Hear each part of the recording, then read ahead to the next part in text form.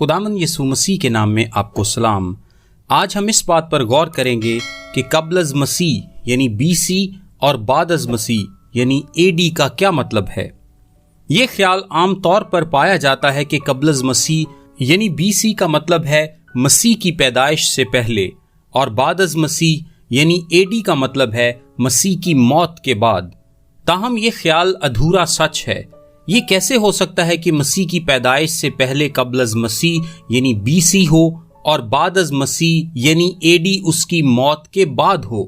B C یعنی before Christ کے معنی مسیح سے پہلے یعنی مسیح کی پیدائش سے پہلے کے ضرور ہیں، تاہم اے ڈی ایک لاطینی عبارت اینو ڈومینی ہے جس کے معنی ہے ہمارے خداوند کے سال میں۔ بی سی اور اے ڈی یعنی قبل از مسیح اور بعد از مسیح کا یہ نظام بائبل مقدس میں لکھا ہوا نہیں ہے، بلکہ اسے مسیح کی موت کی چند صدیوں بعد رائج اور تسلیم کیا جانے لگا۔ یہ نظام 525 بعد از مسیح میں ایک راہب نے تخلیق کیا جو کہ ایک ریاضی دان بھی تھا، جسے پوپ جان اول نے یہ کام سونپا تھا کہ وہ ایسٹر یا عید قیامت المسیح کی درست تاریخ کا پتہ لگائے۔ اس نظام کو عام ہونے میں تقریباً 400 سال لگے۔ یہ بات دلچسپی کی حامل ہے کہ بی سی اور اے ڈی یعنی قبل از مسیح اور بعد از مسیح نظام تاریخ کا مقصد دراصل یہ تھا کہ یسوع مسیح کی پیدائش کو ایسے نقطۂ نظر کے طور پر استعمال کیا جائے جہاں سے دنیا کی تاریخ دو حصوں میں تقسیم ہوگی۔ تاہم جب بی سی اور اے ڈی یعنی قبل از مسیح اور بعد از مسیح نظام تاریخ کے لیے مسیح کی پیدائش کی تاریخ کا حساب لگایا جا رہا تھا تو انہوں نے درست تاریخ کا اندازہ لگانے میں دراصل غلطی کر دی۔ محققین نے بعد میں دریافت کیا کہ یسوع بعد از مسیح کے پہلے سال میں نہیں بلکہ 4 سے 6 قبل از مسیح کے درمیان میں کہیں پیدا ہوئے، مگر یہ مسئلہ کوئی زیادہ گمبھیر نہیں، کیونکہ مسیح کی پیدائش، زندگی، خدمت، موت اور مردوں میں سے جی اٹھنا سب ہی دنیا کی تاریخ کے اہم موڑ تھے۔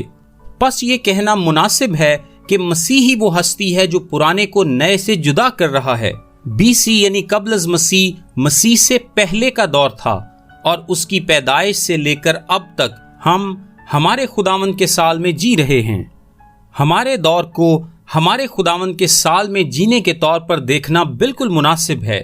فلپیوں 2:10-11 آیت میں لکھا ہے، تاکہ یسوع کے نام پر ہر ایک گھٹنا جھکے، خواہ آسمانیوں کا ہو خواہ زمینیوں کا، خواہ ان کا جو زمین کے نیچے ہیں، اور خدا باپ کے جلال کے لیے ہر ایک زبان اقرار کرے کہ یسوع مسیح خداوند ہے۔ حالیہ وقتوں میں اس بات کے لیے دباؤ ڈالا جا رہا تھا کہ بی سی اور اے ڈی کو بی سی ای اور سی ای یعنی بیفور کامن ایرا اور کامن ایرا سے بدل دیا جائے، تاہم یہ تبدیلی محض نام کی ہے، یعنی 100 کامن ایرا 100 بعد از مسیح جیسا ہی ہے۔ جو چیز تبدیل ہوئی ہے وہ محض لقبی ہے۔ اے ڈی بی سی کو سی ای بی سی ای میں تبدیل کیے جانے کے حمایتی جواز پیش کرتے ہیں کہ نئے القاب کا استعمال زیادہ مناسب ہے، کیونکہ یہ مذہبی وابستگی سے آری ہیں، پس ان کے باعث ایسی تہذیبوں اور مذاہب کے لوگ رنجیدہ نہیں ہوں گے جو کہ یسوع کو اپنا خداوند نہیں مانتے۔ مضحکہ خیز بات یہ ہے کہ لقب کو خواہ بی سی ای اور سی ای میں تبدیل کر دیا جائے تو بھی ان کی تقسیم کی تاریخ یسوع کی پیدائش ہی رہتی ہے۔